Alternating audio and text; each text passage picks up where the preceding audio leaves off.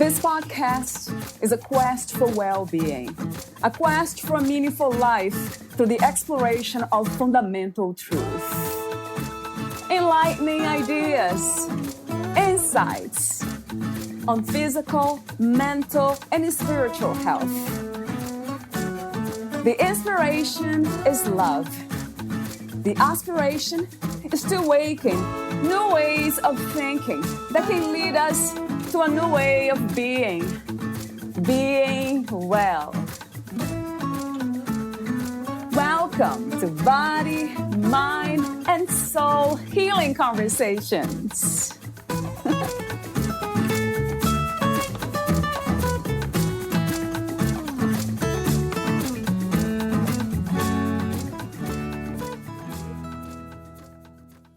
Run toward the sound of the cannon. The power of finding the courage to run toward what you are afraid of will ultimately set you free. Valeria interviews Michele Capots. She is a transformational coach, international speaker, and storyteller on the power of mental wellness and resilience. Michele often shares from the perspective of her own self-stigma and low self-worth that followed her after a mental health diagnosis more than a decade ago, until she learned how to use those very things to set her free.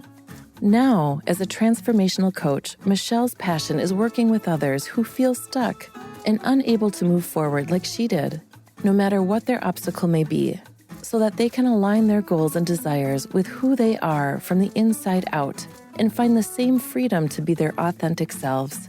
In addition to being a coach and speaker, Michele is a writer, and her work about her mental health struggles and victories have appeared in the Washington Post magazine, Marie Claire, and the Tribune Review.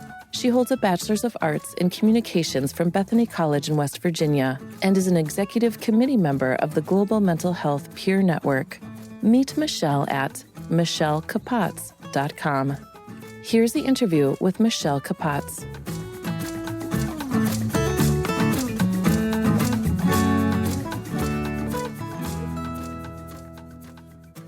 In your own words, who is Michele Capots? So I have been on a long journey of self-discovery to find that out. And what I've learned is that I'm always evolving. Today, I am a transformational coach, speaker, and storyteller who finds joy helping others discover what they are capable of and creating a life they love. More intimately, I am a daughter, a sister, an aunt. I'm someone who loves long hikes in the woods and quiet time of meditation and prayer. I'm someone who probably takes too much pleasure in their enjoy. I love my morning coffee. Yeah. And I'm also someone with mental illness. And for a long time, that's all I thought I was. It's sad how so many of us let one experience or experiences, especially unpleasant ones, define us. And it has been my experience too. 37 years I was when that feeling of self-acceptance and acceptance of everything that had happened to me just bathed me, and then everything changed, everything. And I know that that's one of the topics that we'll be talking about today. So I would love to hear from you, actually, from the get-go, what has been your experience with self-acceptance and acceptance in general? Yes. So for me, acceptance, if I could, exactly what you were saying, that one experience can change everything. And for me, that experience and what led me to self-acceptance was I went through a clinical depression in my 20s. And after that experience, I lost all self-confidence and self-worth. Several years later, I was diagnosed with bipolar disorder after several manic episodes, one in which I was found hitchhiking on a busy interstate. I was wearing Tasmanian devil boxer shorts, the ones from Bugs Bunny, a t-shirt ripped all the way up to my left breast, barefoot with my dog beside me, not on a leash.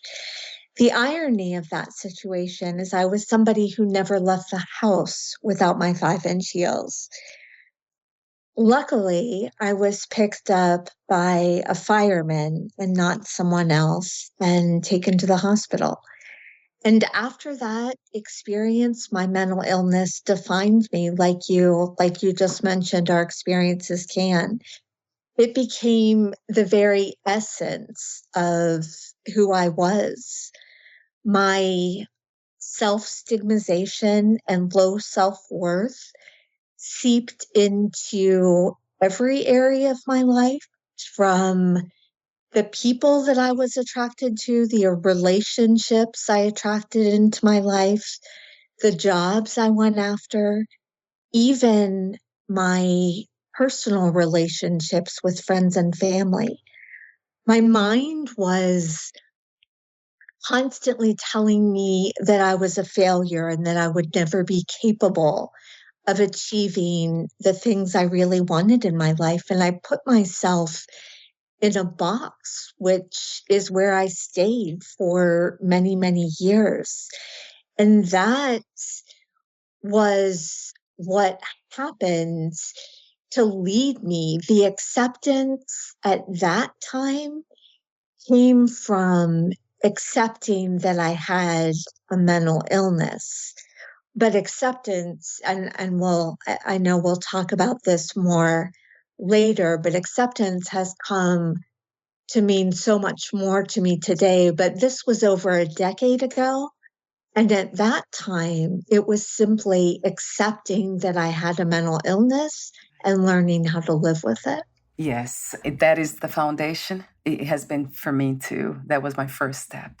I remember clearly having this very peaceful smile after realizing that it was okay to have had all the traumas that I had in childhood, which had left a lot of physical scars and, of course, emotional scars, lots of them.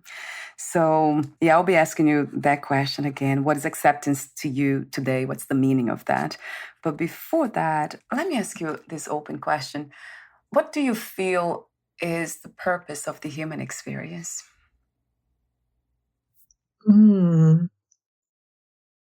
The purpose of the human experience.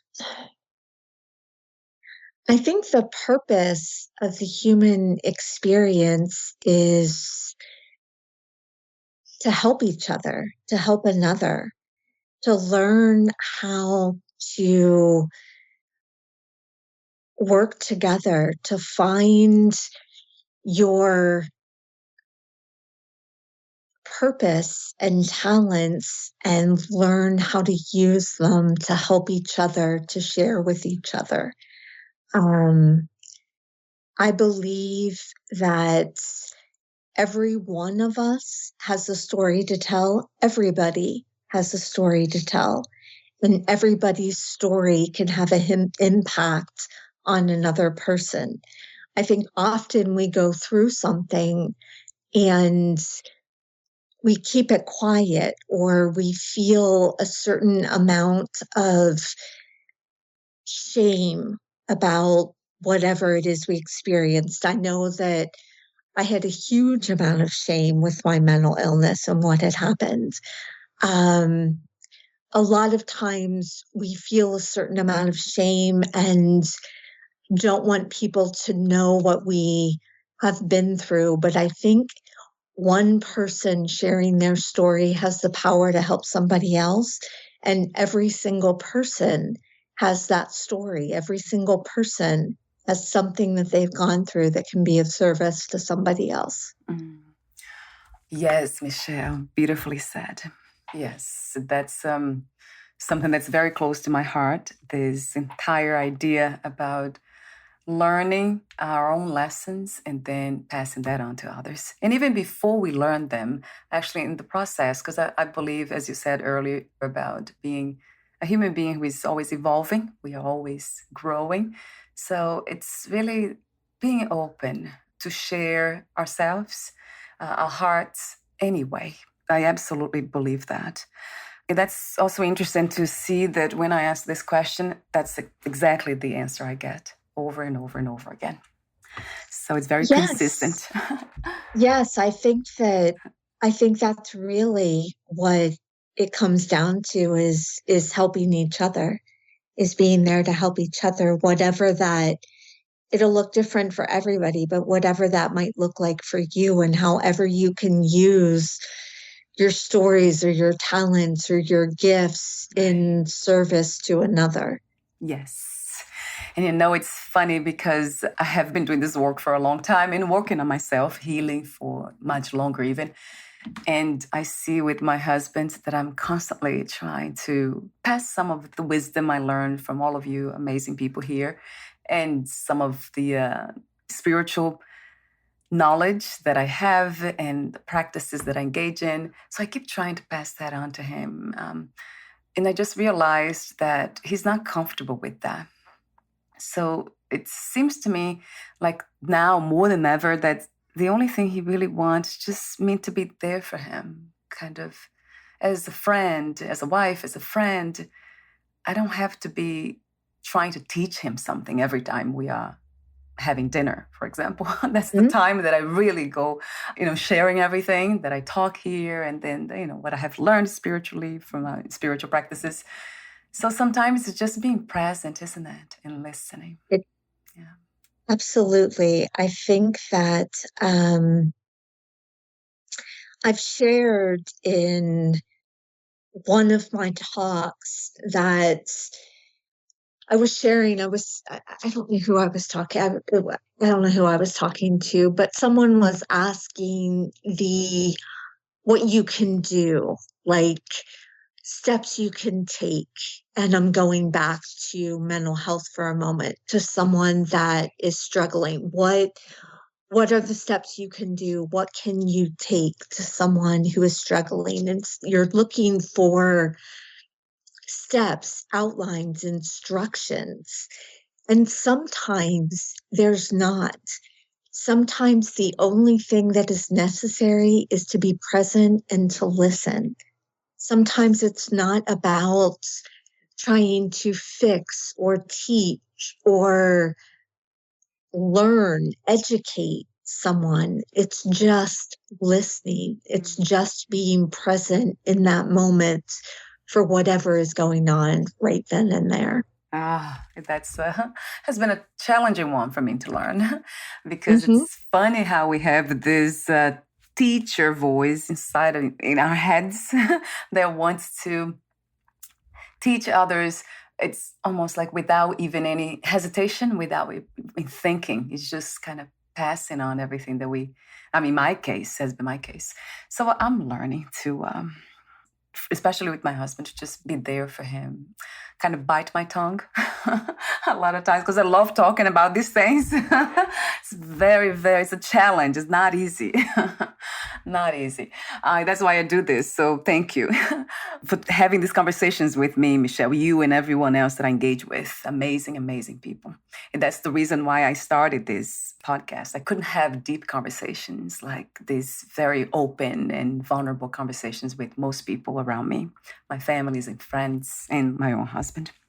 So another open question I have for you is about mental wellness. What does it look like? How would you describe mental wellness? Mental wellness for me,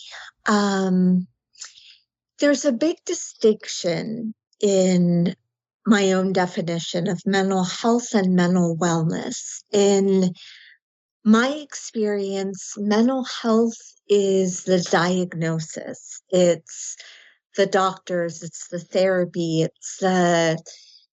it's the diagnosis and what that looks like. That is mental health. Mental wellness are the steps we take on our progress to heal. And that can look like a bunch of different things. And it's not just, I have found in my own experience, it's not just confined to mental health. It's being healthy in mind, body, and spirit. And that means a lot of different things. It might be as simple as getting enough sleep, eating healthy. If you're on medication, taking your medication, making exercising. It may be all of those things, but it's also nurturing your spiritual and emotional health, whether that's through meditation or maybe yoga or another practice. Gratitude is a huge practice that I have found that helps me with my mental wellness. It's taking those steps that are going to help you to achieve this state of wellness. All of that, your mind, body, and spirit is what adds up to mental wellness for me. Yes, I can very much resonate with that. Emotional, spiritual. And speaking of spirituality or the spiritual component of us human beings, what is that to you? How do you define spirituality and what is the spirit? Spirituality has changed for me over the years. I grew up Catholic. I grew up in a Catholic schools my whole life. Religion was how I would answer that probably in the first part of my life. And then I would say, I'm not religious, but I'm spiritual. And I would say that, and I didn't really know what I meant by that. I think I would tell people that. I would say I'm a lapsed Catholic. I'm not religious, but I'm spiritual. And now,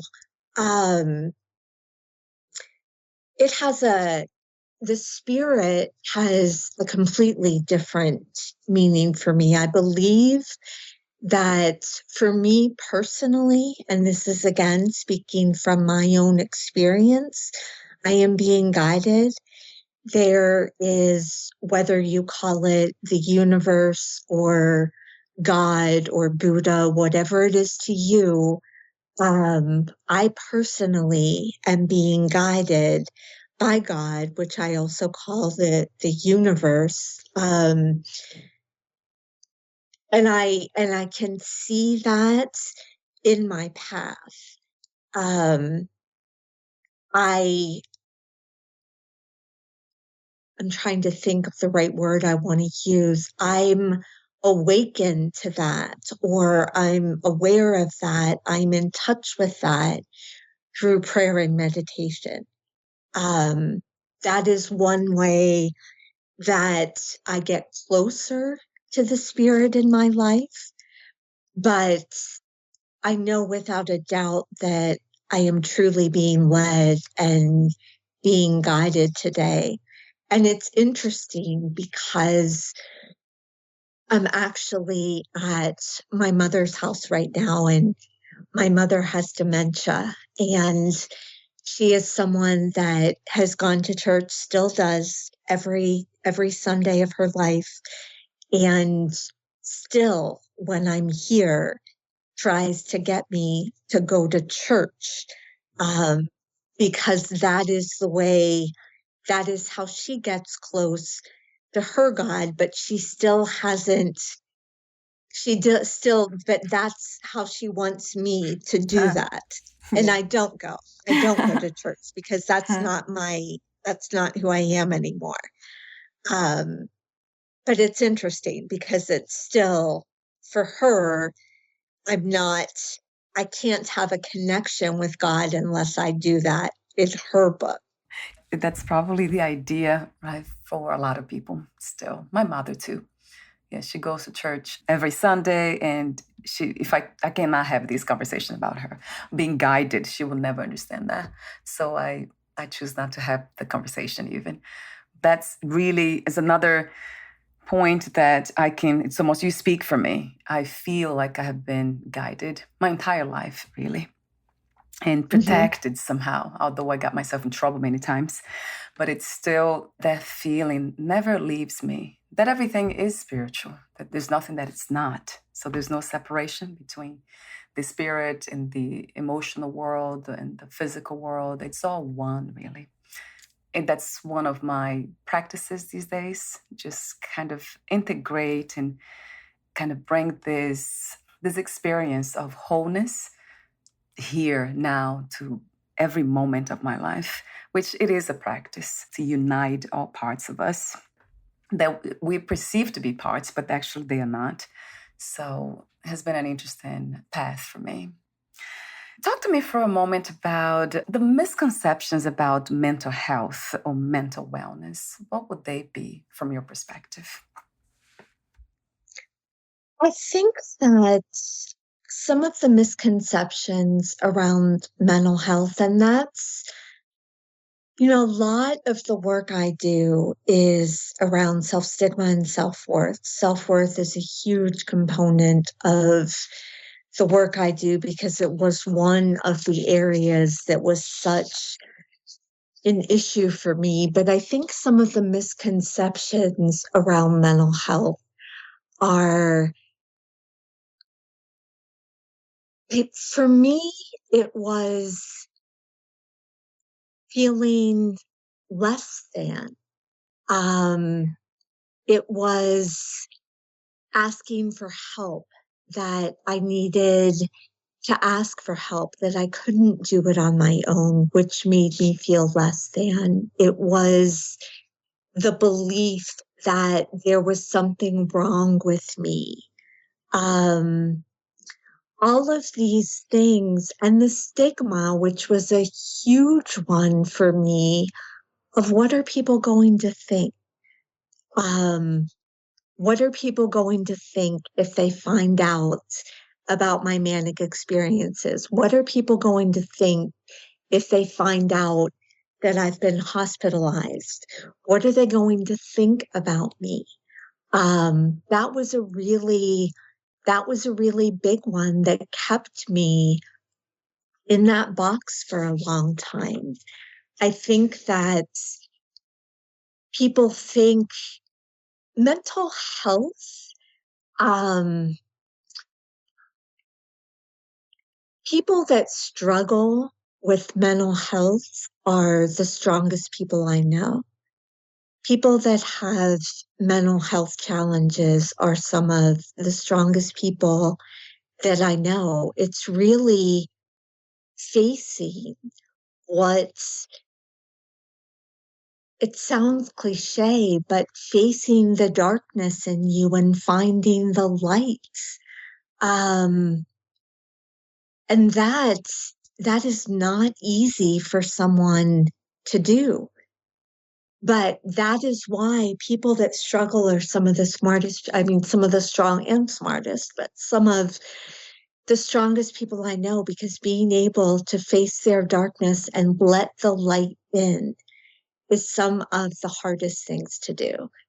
So there's a lot of misconception that someone is weak when they're depressed, that someone is seeking attention when they're depressed.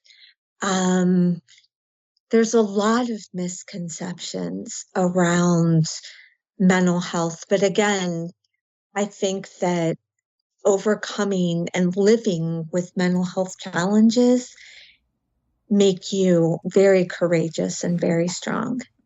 Yes, and that's such a powerful message and reminder for all of us, because mental health or mental illness, going the other way, confusion and all that could happen to any of us. All of us are vulnerable, are open to it.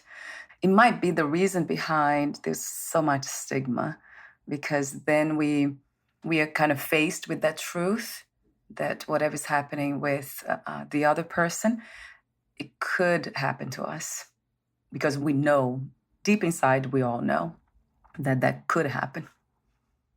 I think that it's easy to judge what what we don't understand. Yes, right. That a Yes, lot Michelle. of people may judge what they don't understand. And that's something, whatever we judge, we tend to be stuck with. Mhm, And what we yes. accept, we're able to change and we're able to move through.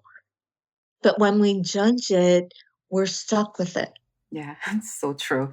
By resisting, we are actually persisting with the problem. Exactly. What we resist persists. What we resist stays with us. We're not able to move through something. And that is something that I have really experienced firsthand. And one of the things that I help my clients to do is I had talked earlier about the box. So that I had put myself in this box and stayed there.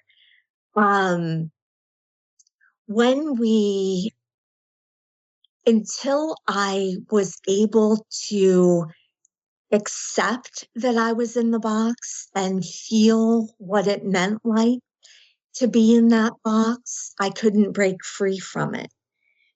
So in his book, A New Earth, Eckhart Tolle says, accepting means you allow yourself to feel whatever it is you are feeling at the moment. You can't argue with what is. Well, you can, but if you do, you suffer. And in my own experience, I was causing myself to suffer by not accepting what was going on in that moment. And only recently have I really realized that our outside environment is all based on, I won't say all, but is often a reality of what's going on in our inner world. Our inner world is reflected on the outside. Yes, that also makes a lot of sense to me. I love the message, Eckhart Tolle in his message. It's very powerful and very true. Not accepting what is happening, what is here, it causes a lot more problems. It just increases the problem. Actually, within the same topic, you, in your bio, your website bio, you say something that caught my attention, which has everything to do with the conversation now. Run toward the sound of the cannon. So that was said by somebody, it was a mentor, a woman who encouraged you to face your own fears. So talk to me about that experience. Absolutely. So I met a woman, and this was during a time that I was still in that box. And I met a woman who had similar life experiences as I did. She had similar challenges. And what I noticed is she didn't wear them like a dark cloud covering her head like I did. She seemed very free to me. And she taught me the power of run toward the sound of the cannon is actually an old war saying. And it's ironic because mental illness is a battle you have with yourself. But she taught me how to run toward my illness and all of the fears I had about it as a way to break free from it. And I realized that, and that's come to have a whole new meaning to me today, but that I was never broken. It was a misperception that I bought into. It was a misunderstanding that I bought into. It was only my perception that was broken.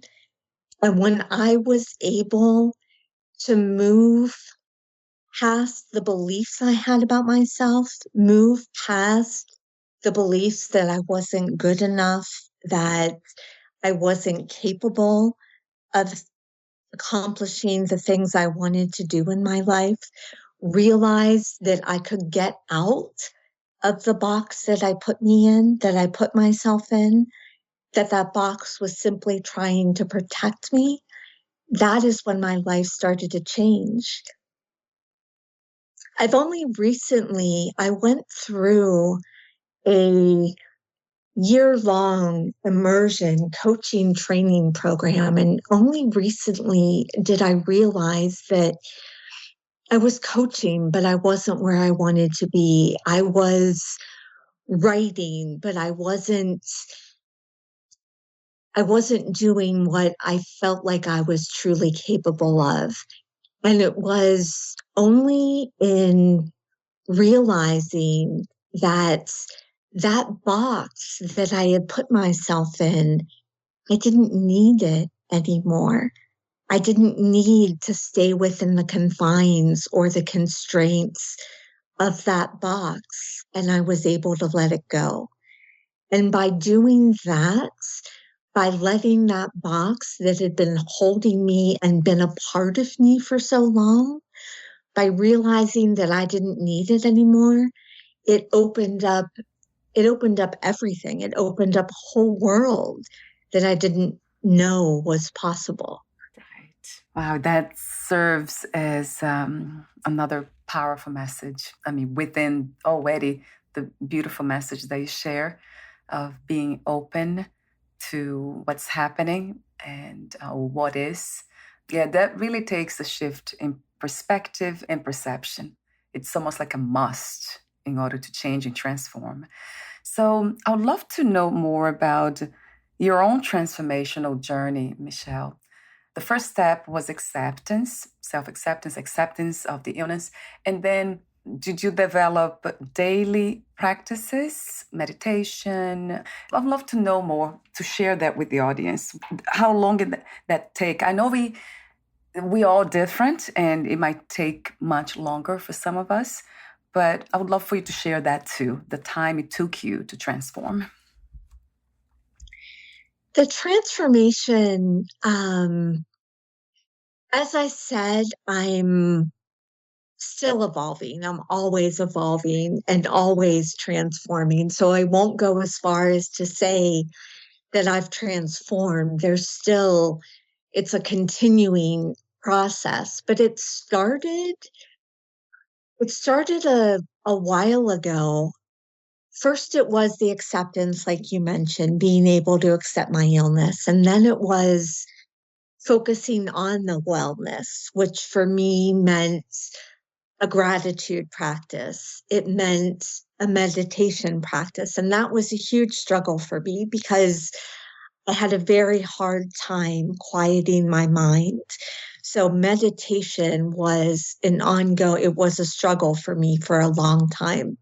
Only now have I moved away from guided meditations and I'm starting to practice silent meditations, which is still challenging for me right now. But the biggest transformation that I've experienced is really being able to listen to my body and what it needs, to tune in to the tension in my body and feeling it, like I mentioned, realizing that I didn't need that box instead of feeling anxious and pushing it down. Oh my God, I'm anxious. Oh my gosh, I'm anxious. And the more that I feel that, the more I say, oh my gosh, I'm anxious. Oh my gosh, I'm anxious. I feel anxious. The more my body is going to react to that. Neuroscientists have found that it takes 90 seconds for a sensation to pass through the body. Anything longer than 90 seconds shows we're looped in the story, that we're stuck telling ourselves the story. But if we notice what happens without that story, if we just experience it, what happens? When we do that, it starts to dissipate. It lessens when we do that. And I have found, I have learned how to, I was taught how to really tune into my body and pay attention to what it needs in that moment. Wow, that's another powerful reminder for all of us. We tend to, including myself, a lot of times when the sensation is, let's say, unpleasant or foreign, something that I don't often feel or I'm not often aware of. So there's a tendency to become nervous about it. The mind starts to create stories, as you said. There's this inner conversation that's usually not positive. It's amplifying the problem, creating actually stories upon that sensation that's going to get worse or you're going to die from it. It's kind of interesting to observe that. When you sit back and actually watch it, when you take a step back and you drop into the feeling, so it's not just in the mind, because when it's in the mind, as we were just saying, it reinforces that story. It makes it stronger, and it just reinforces that story, and you get stuck in a cycle. It's like a dog chasing its tail. You get stuck in a cycle of going around and round. But when you actually can step back and drop into the feeling and let go of the story, that's when the sensation can start to move through and you're able to let it go. And that doesn't mean that it's gone forever and it's never going to come back. But the more that you're able to do that, the more it weakens that pattern. So that's a very good tip for all of us, and one that very much makes sense to me, a lot of sense.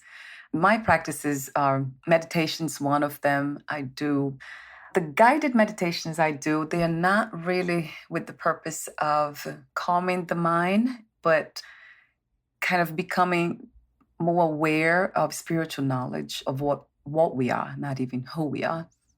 So it's a bit different.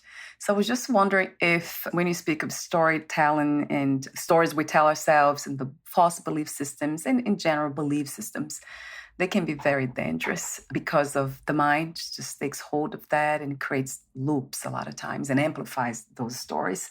So I tend to tell the mind different stories. They are kind of stories, but at the same time, they are not. They are just kind of, let's say, awakening parts of the mind that it cannot understand. So it's almost like giving the mind problem that it cannot solve. For example, one of my spiritual practices is to, let's say, would be the phrase that we already hold complete. I am peace itself, freedom itself, love itself. So the mind doesn't understand that. It becomes quiet instantly because it can't really do much with that information. So that's one of my practices, because I know the power of the mind in the sense of gripping onto everything. So I give that as an exercise, and it has been a very interesting experience for the mind, but one that has enriched very much my understanding of what this is, a felt understanding of what this is, that which we call life. So would you like to make a comment on that, Michelle? I know I went a little bit out of the topic. No, not at all. No, I agree with you. I think that when we are peace, we are love. I believe that for me, and again, in my experience with meditation, when I'm able, and my mind does still move very fast, my mind can get caught up in the day and move very fast. So when I first sit down, it can be very difficult for me to calm it. But the way that I do that is by tuning in to my body. So you're saying that you feed the mind, I am love. You tell the mind, I am love, I am peace, and that stops the chatter for you. And I think that what I try to do is focus on what that feeling feels like in my body. So if I'm telling myself attention, or my friend doesn't like me, or I did that wrong. Maybe I hang up this, I get off this podcast and I say, oh, I didn't say that right, or I didn't do that right. That didn't come out the way I wanted it to come out. I may feel a contraction or a tension in my body at that thought. And whatever that thought might be for me when I sit down to meditate, whatever is most alive for me at that moment, I'll tune into that part of my body that feels that, so that I can release it and free it. And that's something that works for me, is not necessarily feeding my mind at that point, but trying to feed my body, if that makes sense. But I will say, a long time ago, I believe that what we put on the other end of the statement, I am, we embody. So even going back to a moment to mental health, I never say I am depressed or I am bipolar, because I believe whatever we put on the other end of it, we embody. Right. So I will say I'm someone who has depression. I'm someone who has bipolar. And just that little shift makes a big difference, I have found. Yes, I love that, Michele. Beautiful observation. Yes. Yeah, my practices are a lot more, like say, extreme in the sense of even a lot of times just not giving attention to the mind, because I know something in me is observing everything, the movements of the mind and the sense of memories, belief systems, thoughts. So my practice is not to give attention to the mind. Just let it do what it does, all the functional things and the memories that's supposed to be here. It will be whatever needs to be remembered. It will be. And it's a trust-based kind of practice too, coming from that fundamental understanding that I am, we are complete, whole, peace itself, freedom itself, love itself. And that's not really, it's not a belief system. I'm not trying actually to tell the mind to believe in these things, but it's coming from a different place, which is kind of interesting to notice too, that feels so true that the mind cannot touch it. The mind tries to, but can't. Yes. It can't do much about it because it is the truth with capital T. So that has worked for me, I have to say. It's going a lot more into the spiritual realm, but it has been incredible to see the shifts, just to watch everything. The mind itself, the body does what it does, so I don't really pay much attention to it, although I'm very healthy. I'm aware of that, eating healthy, exercise, and all the self-care practices, but it's not really, I'm not attached to any of it. Engaged, but not attached, which creates the sense of freedom. Absolutely. That is the key, to be engaged and not attached. Yes, right. We can listen to it, to the mind when it's talking and all that, but it's almost like a child to me these days. That's how I see the mind, listening to a child. And you can, and it's important to question the mind. You can ask, where did that thought come from? To question your own beliefs and question the mind. Where did it come up with that idea? Where did that start from? And the validity of it. Is it true? is what it's telling you true? Because oftentimes the thoughts and stories that we tell ourselves are stories that were created a very long time ago that weren't even true, that were created in our childhood that aren't even true, that we're still living out of today. Yes, a billion times to that. And, it has been said that's for those who believe in reincarnation, mind continuation, that the mind content just keeps kind of coming back in new bodies. It kind of doesn't leave us. So in a way, we have to live it. It's kind of letting go of the mind altogether. Not in a sense of just being completely free, like some people are actually. They just live in forests, kind of isolated from everything because they had enough with the mind engaging even with all these constructed ideas of who we are, how we're supposed to think, to act, things that we are supposed to believe in when we live in societies like this one. It's not my path to do that, but I do see clearly that the attention of whatever it's here, it's really on who I am or what I am, which is infinite, unlimited. It's not bounded to anything. So it's free and it's peaceful. It's peace itself. It's not even peaceful because that implies that there's an opposite. So there's no opposites. Mm-hmm. It's just peace itself, which it has a lot of power, even those kinds of practices, if they don't become belief systems. I agree completely. It has enormous power when you know that no matter what is going on around you, no matter what is going on outside of you, no matter what is going on around you, that you are at peace and that you will be okay.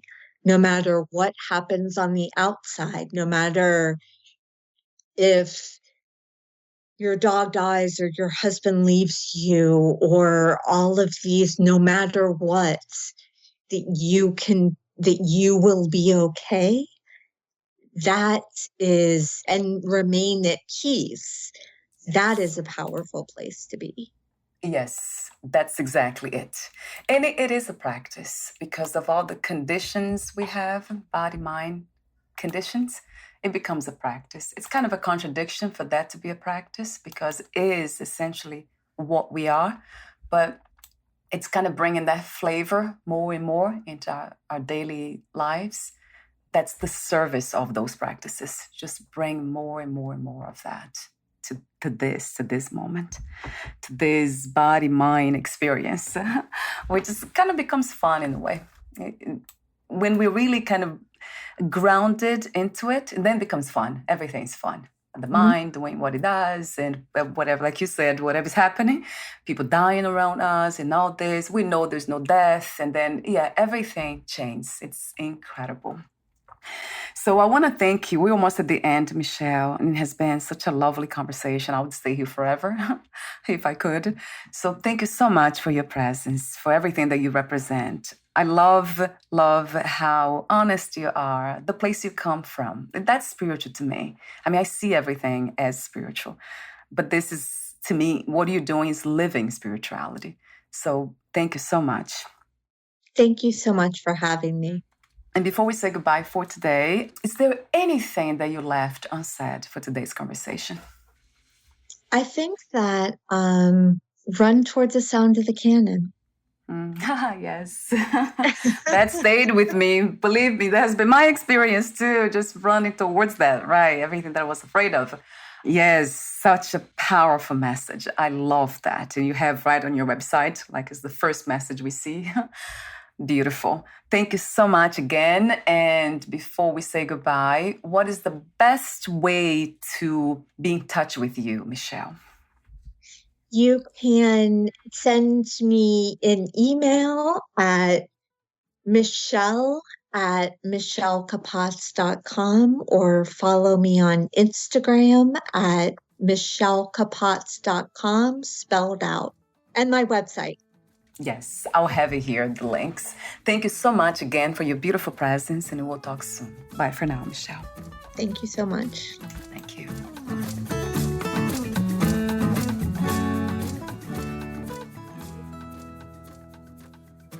Thank you for listening. To learn more about Michele Capots and her work, please visit michelecapots.com.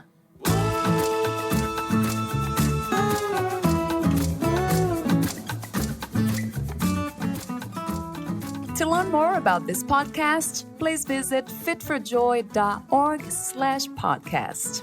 Thank you again for listening, and bye for now.